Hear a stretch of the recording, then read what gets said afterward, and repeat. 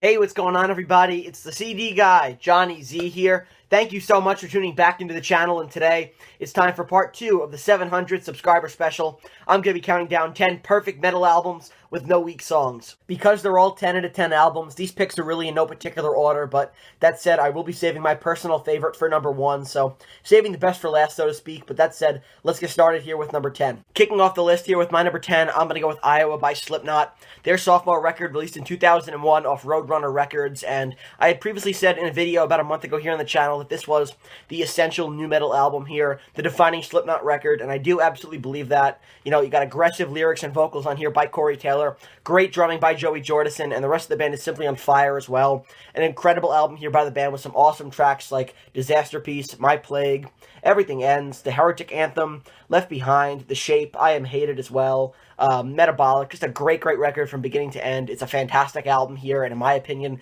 it's Slipknot's best. A 10 out of 10 record, all killer, no filler, coming in at number 10 here on the list. I'm going to go with Iowa by Slipknot, their sophomore record from 2001. Coming in at number 9 here, I'm going to go with Them by King Diamond, and, you know, I knew that I wanted to put a King Diamond record here on this list, but it really was a toss-up for me between Them and Abigail, but ultimately I decided to go with Them because I listened to the two records back-to-back about a week ago, and I just found myself gravitating towards Them a little bit more.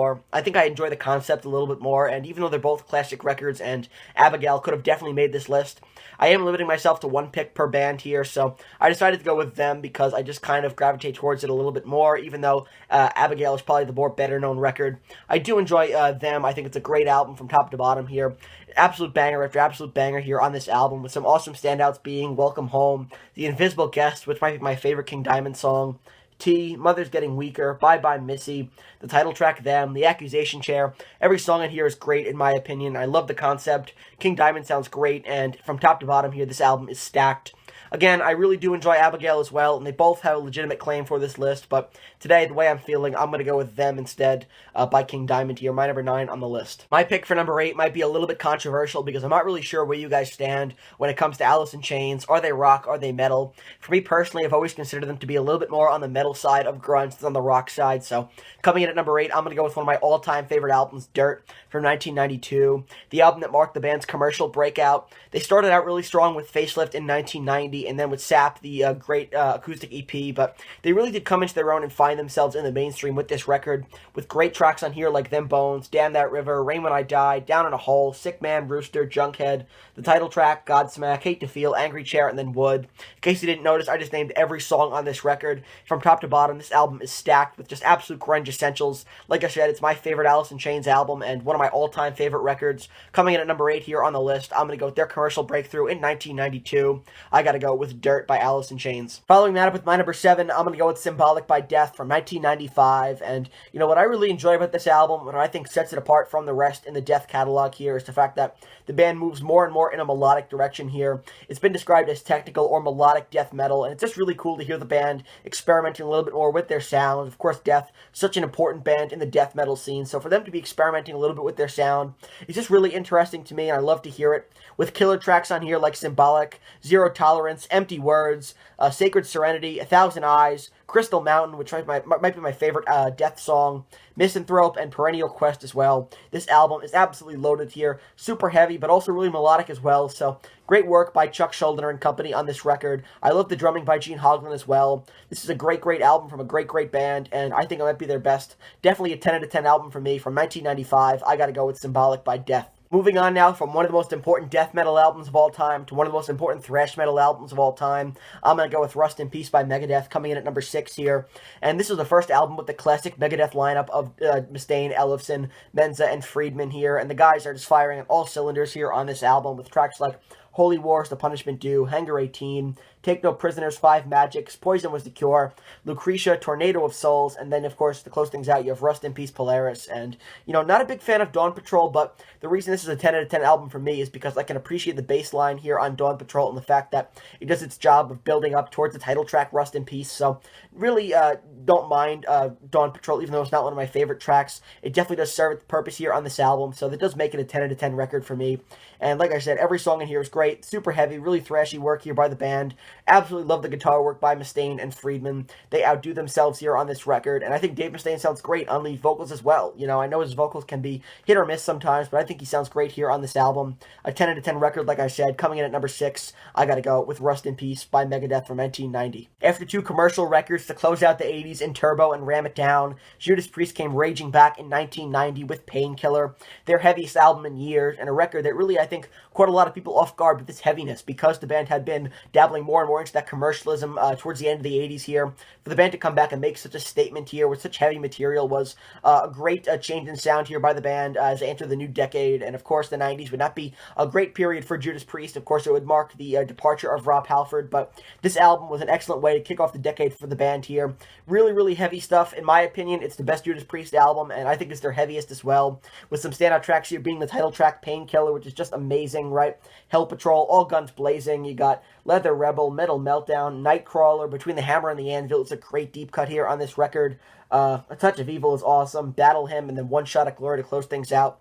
Every song on here rules. Really heavy, and I think Rob Halford sounds incredible on lead vocals. I think this record definitely marked Halford's vocal peak, in my opinion. He never sounded as good as he did here on this album and then on the subsequent tour.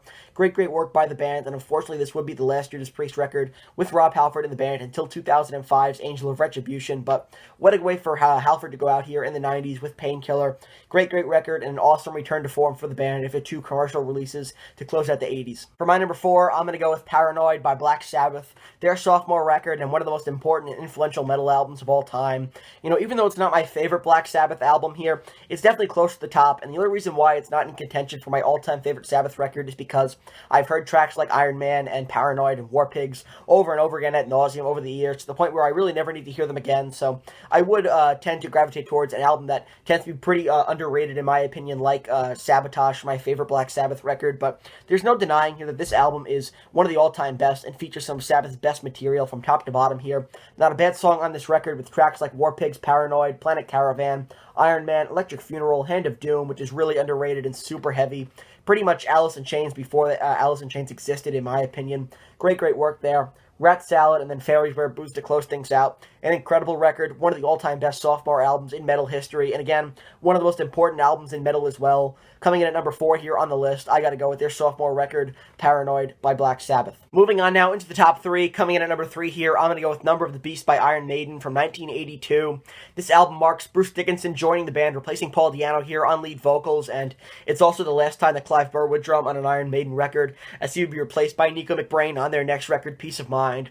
I think both men do a stellar job here on this album, and Bruce Dickinson's addition to the band was absolutely the shot in the arm that Maiden needed to take their careers to the next level. That's just what they did here on this record, in my opinion, with great tracks like Invaders, Children of the Damned, The Prisoner, 22 Acacia Avenue, The Number of the Beast, Run to the Hills, Gangland, which is really underrated, and then you have Hallowed Be Thy Name, which, in my opinion, is the greatest metal song of all time. So this album here is stacked from top to bottom. It's an absolutely legendary metal record, and one of the most important as well in metal history, marking the addition of Bruce Dickinson to the band, which would help to define Maiden's entire decade run of great record after great record after great record, following Number of the Beast here, with Bruce Dickinson on lead vocals. So incredible work here by the band, and definitely one of the most important metal albums of all time. Coming in at number 3 here, kicking us off in the top 3, I gotta go with Number of the Beast from 1982 by Iron Maiden. My pick for number 2 was extremely hard because I limited myself to only one pick per band here, so only one Metallica album couldn't make the list, and, you know, I'm really torn between Master of Puppets and Ride the Lightning here, my 2 favorite Metallica records, but ultimately I'm gonna have to side with my all-time favorite Metallica album, Ride the Lightning, their sophomore record here, and, you know, even though I love Master of Puppets, and it's absolutely stacked, not a bad song on there, just my personal preference here, I think Ride the Lightning is my favorite Metallica album here, so I am going to side with my all-time favorite, with tracks on here like Creeping Death, Fight Fire with Fire, Ride the Lightning, Fade to Black, For Whom the Bell Tolls. Also on here, you got Escape, which is really underrated. Trapped Under Ice is super thrashy and has a great riff, very Exodus-like. Then the Call of Cthulhu to close things out. Awesome instrumental that I just kind of prefer a little bit more to Orion. So, in general here, this album I just think is just a little bit stronger, even though they're both 10 out of 10 records. I gotta go with my personal favorite, coming in at number 2, from 1984, Metallica's Ride the Lightning. And before we get to my number 1, I do have a handful of honorable mentions to give out here. So special recognition goes out to Cowboys from Hell by Pantera, Altars of Madness by Morbid Angel, gotta go with Blizzard of Oz by Ozzy Osbourne, Holy Diver by Ronnie James Dio, and Operation Mindcrime by Queensryche. All fantastic 10 out of 10 records, but I can only fit 10 albums on the list here today. Well, like I said at the beginning of the video here, these picks were really in no particular order, but I did say that I was going to be including my personal favorite at number 1 here, saving the best for last. So, that said, coming in at number 1, I'm going to go with 1992's The Crimson Idol by W.A.S.P here, and if you've been a longtime follower of the channel, this probably should come as no surprise. I've talked a lot about this record since I started up the channel here. It's my personal favorite metal album of all time. I think it's Blackie Lawless's masterpiece, which features peak instrumentation by the band and excellent lyricism by Blackie as well, with great tracks on here like the Titanic Overture, The Invisible Boy, Arena of Pleasure, Chainsaw Charlie, which might be my favorite metal song of all time, maybe second only to Hallowed Be Thy Name by Iron Maiden. Also on here, you got The Gypsy Meets the Boy, Dr. Rocker, I Am One, The Idol, Hold On to My Heart, then the epic The Great Misconceptions of Me to close things out. Awesome concept here, and, seeing that Blackie Lawless is a big fan of The Who, it would make sense that Blackie wanted to have his own version of Quadrophenia or Tommy, and he definitely made one here with The Crimson Idol. Great album here, my personal favorite, and definitely deserving of a spot here, coming in at number 1. I gotta go with The Crimson Idol by W.A.S.P from 1992. Definitely a 10 out of 10 record for me. All killer, no filler, a perfect album here by the band. My number 1 here on the list. It's gotta be The Crimson Idol from 1992 by W.A.S.P. So that wraps up part 2 of the 700 subscriber special, counting down 10 perfect metal albums with no weak songs on them, which should be visible right over here. And this is, of course, the sequel to part 1 that I did when I counted down 10 classic rock records with no weak songs. So if you have not seen that video yet, I'll leave a link to it in the description box below. Definitely go check it out. And if you enjoyed this video, please give it a thumbs up, subscribe to the channel down below, turn on the bell for notifications to be notified of a new upload, and let me know down in the comments below what are some other perfect metal albums out there. I know I couldn't possibly fit them all into this list, so let me know your picks down in the comments below. And until next time, it's the CD guy, Johnny Z, signing off. Take care, everybody.